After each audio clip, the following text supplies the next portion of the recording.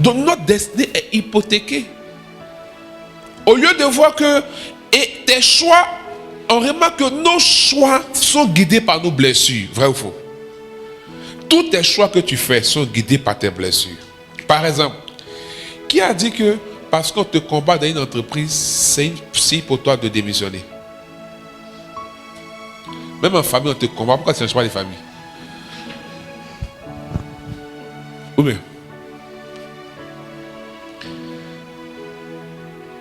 La plupart de nos choix sont guidés par les blessures. Et ça nous aveugle. Je vous rends un témoignage d'une soeur qui a fait 5 ans. Elle avait des migraines à répétition, tout le temps. Elle prend que des cachets. Elle prend rien. Je crois il y a 2 ans, elle est venue à la retraite de guérison intérieure.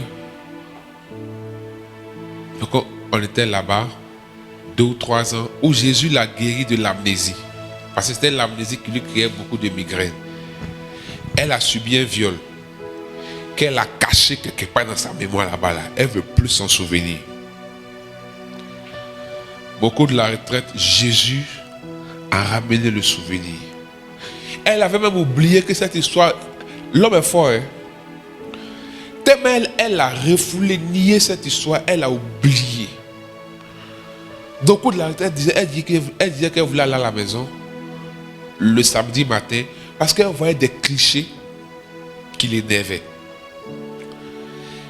Quand elle est sortie de la retraite, jusqu'aujourd'hui, gloire à Dieu, il n'y a plus de migraine parce que Jésus l'a guérie. Il y a 2 semaines, on parlait, elle vient me voir. En même temps, j'ai ri. En même temps, je l'ai insulté un peu. Mais en même temps, j'ai eu de la compassion. Elle veut se marier. Elle-même, sa soeur Pierre te dit que, écoutez bien, Dieu a exaucé sa prière. Explique-moi.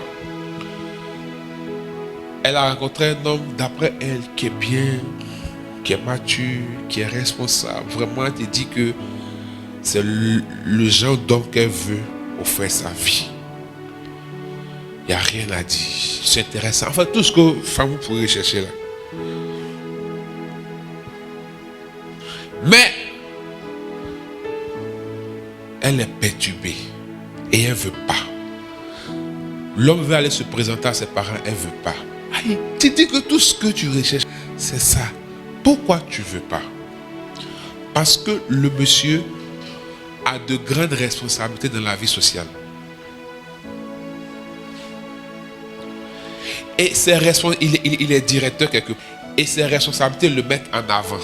Donc elle se dit, comme elle aime raser les mains, elle aime rester derrière. Si elle devient son épouse, elle est obligée d'être en avant. Elle n'aime pas, elle ne veut pas.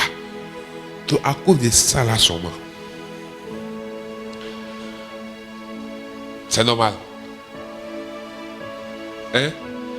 Quelqu'un va dire non. Parce que les gens aiment justifier les choses. C'est ce qui est bien pour elle. C'est ce qu'elle veut. C'est faux. C'est pas ce qui est bien pour elle. Elle-même, elle ne veut pas. Elle veut le gars. Si elle ne voulait pas le gars, elle va venir s'asseoir devant moi. Elle veut le gars. Mais sa blessure est en train de lui dicter. Attends. Un gars qui a dit, il a le lait. Cette femme peut refuser le lait. C'est que la main n'est pas du gars comme le père l'a dit là. Tu sens que le gars est conscient. Le père est conscient. Il y a beurre dedans tout ça. Non, parce qu'elle te dit que le gars, il est prêt à faire beaucoup. En fait, il est tout ce qu'une femme peut. Mais à cause de ça, elle ne veut pas. Première chose, donc, je lui dis, tu es parti à l'école. Tu travailles. Si demain on te nomme directeur, elle dit, bon, directeur là, je ne suis pas obligé d'être toujours devant. Il a envoyé des gens devant moi et c'est derrière. Il dit, ok. Et si on te nomme ministre? Elle dit, ministre, moi, c'est que ça là, Dieu va descendre pour me convaincre. Vous comprenez le problème? Donc vous voyez que quand les gens disent des choses, on s'arrêtait juste, mais elle ne veut pas, c'est son choix. Mais allons en profondeur, voici, c'est même le point, c'est pas le gars, le point c'est elle-même. On dit, tu es ministre, et que tes parents vont te tuer. On dit, on te nomme ministre, tu ne veux pas, tes parents vont prendre machette. finisse. Elle dit, elle ne peut pas. Elle ne veut pas. Elle dit ça, que Dieu va la convaincre. Pourquoi? Je lui ai dit, ça c'est une grave blessure. Ça tire sa source d'où? Est-ce qu'il faut qu'on cherche? Elle dit, moi, mais c'est la source. Je dis, donc tu es bête alors. Donc tu sais ton problème, puis tu veux me fatiguer au lieu de trouver solution ou bien de te mettre au-dessus. Je dis, explique-moi. Elle n'a pas vécu avec ses parents. Elle a vécu avec son oncle pour ses études. Elle était très brillante. Elle est très brillante. Si elle n'est pas première, elle est deuxième. Depuis, elle va à l'école. Aujourd'hui, elle travaille. Gloire à Dieu. Elle a une licence 3. Mais elle dit, chaque fois dans son école, qu'on devait primer les meilleurs, ses parents ne venaient jamais. Son oncle ne venait jamais. Personne ne venait. Elle voyait ses amis toujours qui avaient leurs parents qui viennent prendre leur prix.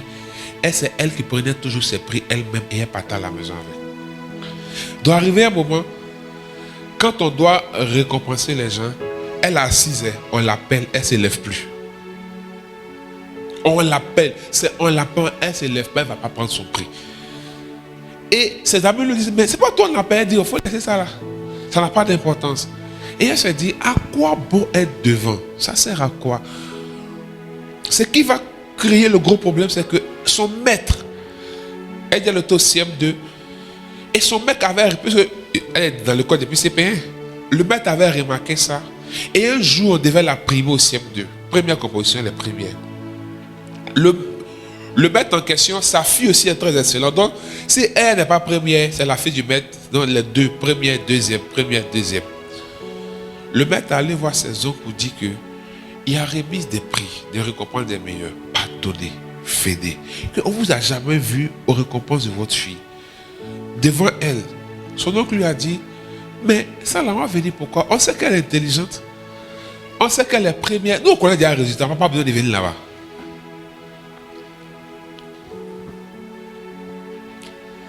Et le maître a insisté parce qu'il a compris que quelque chose n'allait pas. Que c'est pas normal que quelqu'un récompense premier. Elle s'en fout. Elle s'en fout. Elle ne vient pas chercher, elle n'est pas de vieux. Ça ne lui fait ni chaud ni froid. Qu'est-ce qui va se passer? Ce jour-là, son oncle n'est pas venu. Il a envoyé quelqu'un. Donc du coup, elle s'est dit, il n'y a pas d'importance à être devant, à être excellent. Donc elle préfère raser les murs, rester dans son coin. Donc tout ce qui peut l'amener à être en avant, elle fuit ça. Voici ce pourquoi elle veut laisser le gars. Vous voyez comment les blessures sont terribles. Je lui ai dit, tu as prié. Elle dit, j'ai prié. Je suis convaincu que je peux me mettre avec lui, mais je ne veux pas. Je dis, bon, moi, je ne peux rien faire. La seule chose, il y a retraite le week-end. À cause du travail, elle n'a pas pu venir. Si elle était là, il y a un diable qui vient dans son témoignage. Et elle lui dit, il faut venir nous montrer ta bêteté. Mais en fait, elle n'est pas bête, elle a un problème sérieux. Elle doit être aidée parce qu'elle est en train de fermer sa vie. Ça voudrait dire qu'elle ne pourra pas faire des choses qui la mettent en avant pour être propulsée. Parce que si on ne te voit pas, on ne peut pas te mettre en haut.